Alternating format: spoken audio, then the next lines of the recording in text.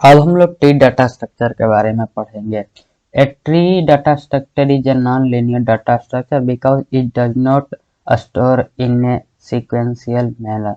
देखिए, tree data structure है जो कि नॉन लीनियर डाटा स्ट्रक्चर है। क्यों है? क्योंकि वो डाटा को सीक्वेंशियल मैनर में स्टोर नहीं करता है। इससे पहले हम लोग एरे, लिंक लिस्ट वगैरह पढ़े थे और स्टैक भी पढ़े थे, क्यू भी पढ़े थे, तो एक सीक्वेंस में स्टोर कर रहा था। ठीक है, वो सब लीनियर डाटा स्ट्रक्चर था, पर ये ट्री नॉन लीनियर है क्योंकि ये सीक्वेंस में डाटा नहीं स्टोर करता है। तो कैसे स्टोर करता है?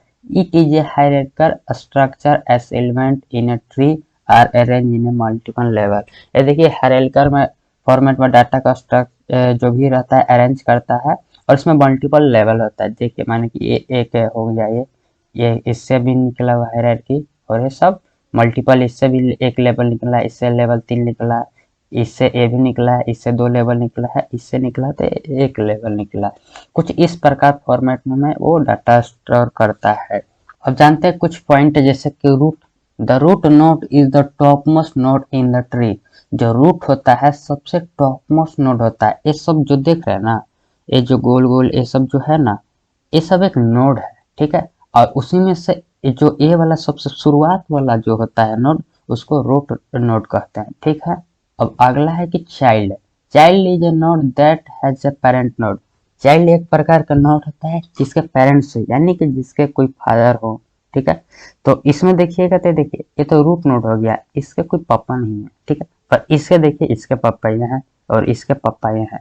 तो और ये इसका भी देखिए, इसके भी कुछ बच्चे हैं, मतलब ये दोनों का पापा ये हैं। ये हो गया, इसका चाइल्ड ये दोनों हो गया, और इसका चाइल्ड ये दोनों हो गया। ठीक है, और इसका चाइल्ड ये वाला हो गया। ठीक है, और उसी में एक आता है पेरेंट। पेरेंट में देखिएगा तो ये दोनों ग्रीन वाला का पेरेंट है ये पीला वाला, और ये दोनों ग्रीन वाला का पेरेंट है पीला वाला, और इन दोनों का पेरेंट है ये रेड वाला, और इसका ये ब्लू वाला का पेरेंट है ये ग्रीन वाला। ठीक है, sibling, the node that have the same parents are known as sibling. मतलब कि जिस नोड का सेम पेरेंट होता है वो आपस में सिबलिंग होते हैं। सिबलिंग मतलब भाई बहन होता है। देखिए, ये जो नोड है, इस नोड से ये दो नोड निकला हुआ है, तो ये दोनों नोड क्या हुआ? सिबलिंग हुए। और इसी तरह इससे भी ये दोनों निकला हुआ पीला वाला, तो ये दोनों भी आपस में भाई बहन यानी सिबलिंग हुए। ये दोनों ग्रीन भी, ये दोनों ग्रीन इसका सिबलिंग हुआ है। ये दोनों ग्रीन मतलब, सॉरी यहाँ गलती बोल दिया, इस दोनों का जो भी बना हुआ है पीला वाला से जो ये हरा वाला निकला हुआ है, तो ये दोनों हरा वो आपस में सिबलिंग है।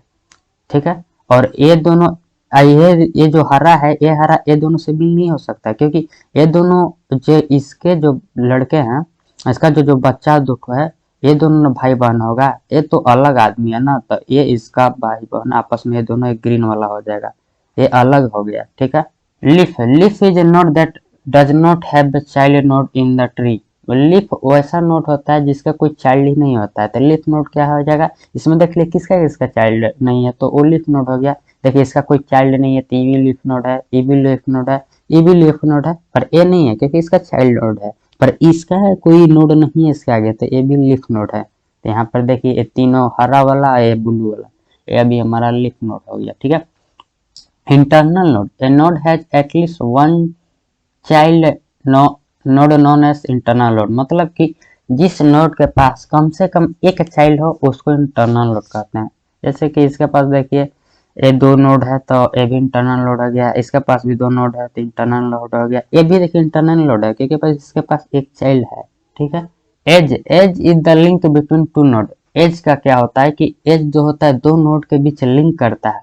If there are n nodes then there would n-1 edge. तो चलिए इसका लाइन का मतलब समझाता हूँ। एज क्या होता है कि 2 नोड के बीच होता है कि लिंक करने के लिए, तो ए नोड है और ए नोड है, ये दोनों के बीच ए लाइन लिंक कर रहा है, तो ये आपका एज हो गया। सेम देखिए, और ये दोनों नोड के बीच ए लाइन लिंक कर रहा है, ये एज है। और यहाँ पे बोल रहा है कि आपको एज अगर बोल दिया निकालना हो तो कैसे निकालेंगे? बोल दिया कि ये थर्ड वाला जो नोड है इसका एज निकालिए, तो यहाँ से फॉर्मूला है n-1।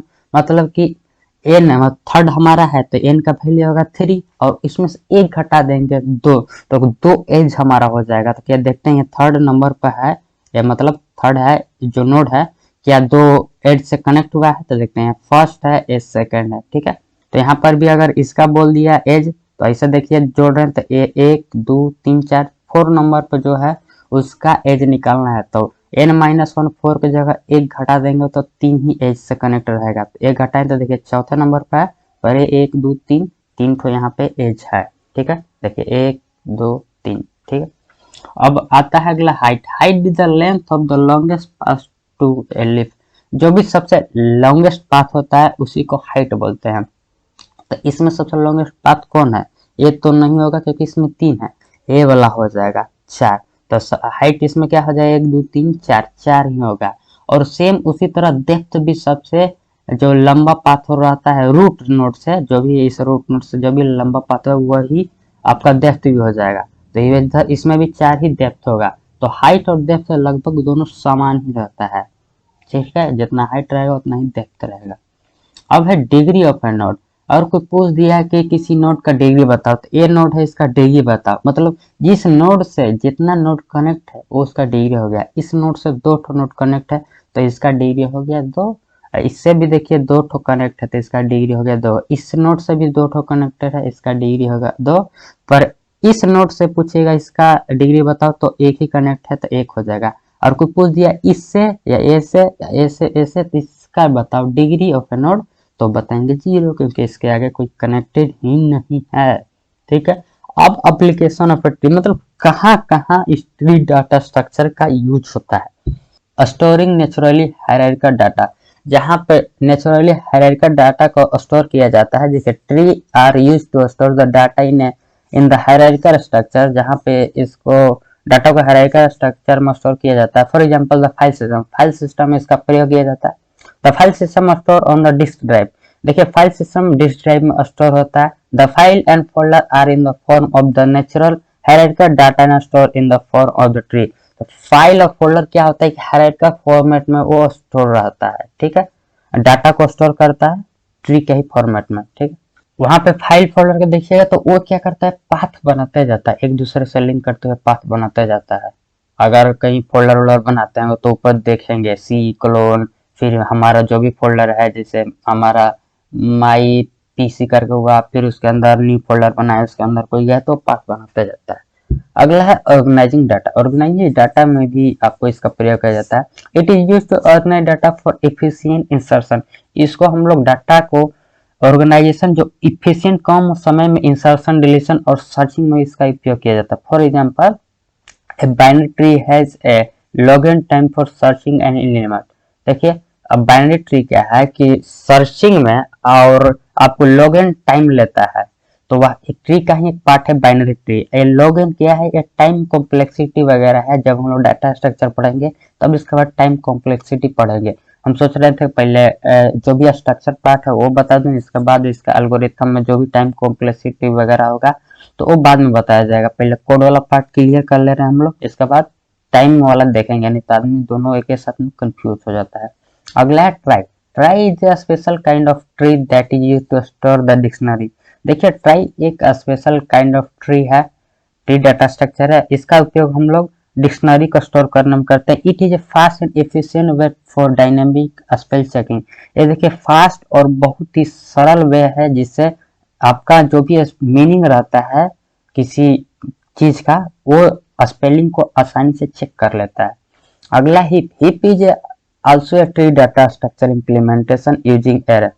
देखिए हिप एक ट्री डाटा स्ट्रक्चर है जिसका हम लोग इम्प्लीमेंटेशन करते हैं एरे के थ्रू। ठीक है, it is use to implement priority queue. इसका उपयोग हम लोग प्रायोरिटी क्यू को इम्प्लीमेंट करने में पढ़ते हैं।